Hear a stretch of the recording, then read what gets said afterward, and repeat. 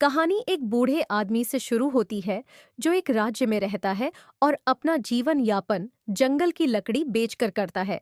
बूढ़ा आदमी अपनी अजीब बातों और अपने खूबसूरत सफेद घोड़े के लिए जाना जाता है, जो पूरे राज्य में अकेला है। कई लोग, जिसमें राजा भी शामिल है, घोड़े को खरीदना चाहते हैं, लेकिन बूढ़ा आदमी उसे बेचने से मना कर देता है और कहता है कि घोड़ा उसके परिवार का सदस्य है। एक सुबह बूढ़े आदमी को पता चलता है कि उसका घोड़ा गायब है। लोग इकट्ठा होते हैं और उसे बताते हैं कि उसे घोड़े को राजा को बेच देना चाहिए था, ताकि उसके पास उसे बचाने के लिए पैसे होते। बूढ़ा आदमी शांत रहता है और कहता है कि सब ठीक है और वे देखेंगे कि क्या होता है। एक महीने बाद बूढ़े आदमी का घोड़ा वापस आ जाता है, लेकिन वह अकेला नहीं है। उसने अपने साथ उसी नस्ल के 12 और घोड़े लाए हैं। लोग हैरान रह जाते हैं और बूढ़े आदमी का भाग्य बदल गया है।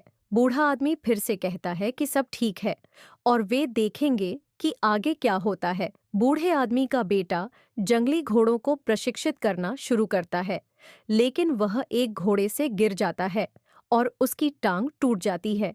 लोग फिर से इकट्ठा होते हैं और कहते हैं कि बूढ़े आदमी का भाग्य खराब है, क्योंकि उसका बेटा अब शादी नहीं कर पाएगा। बूढ़ा आदमी शांत रहता है और कहता है कि सब ठीक है और वे देखेंगे कि आगे क्या होता है। कुछ समय बाद राजा के दुश्मन राज्य पर हमला कर देते हैं। राजा की सेना कमजोर है और राज्य के सभी जवानों को सेना में शामिल होने के लिए मजबूर किया जाता है। हालांकि बूढ़े आदमी के बेटे को उसकी टूटी हुई टांग के कारण सेना में नहीं जाना पड़ता। लोग बूढ़े आदमी के घर इकट्ठा होते हैं और रोते हैं कि उनके बेटे युद्ध में चले गए हैं। वे बूढ़े आदमी से पूछते हैं कि वह इतना शांत कैसे रह सकता है। बूढ़ा आदमी उन्हें बताता है कि उन्हें समझना चाहिए कि केवल एक सच्चाई है कि उनके बेटे मातृभूमि की सेवा करने गए हैं। वह कहता है कि कोई नहीं जानता कि यह दुर्भाग्य है या आशीर्वाद। बूढ़ा आदमी उन्हें आगे बताता है कि वे चीजों को अच्छा या बुरा न समझें।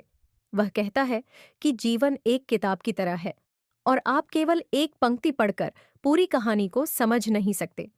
वह उन्हें वर्तमान क्षण पर ध्यान केंद्रित करने और खुशी से अपना जीवन जीने के लिए प्रेरित करता है। बूढ़े आदमी की कहानी हमें याद दिलाती है कि जीवन अप्रत्याशित मोड़ों और घुमावों से भरा हो सकता है। जो आज दुर्भाग्य लगता है, वह कल एक आशीर्वाद बन सकता है। मुख्य बात यह है कि सकारात्मक रहें, जो आप नियंत्रित कर सकते हैं उस पर ध्यान दें और आगे बढ़ते रहें। अगर यह कहानी आपसे जुड़ी है, तो नीचे एक टिप्पणी छोड़ें और साझा करें कि कठिन समय में आपको सकारात्मक क्या रखता है। और अगर आप और अधिक प्रेरणादायक कहानियां चाहते हैं, तो उस सब्सक्राइब बटन को दबाएं और हमारे समुदाय में शामिल हों। देखने के लिए धन्यवाद।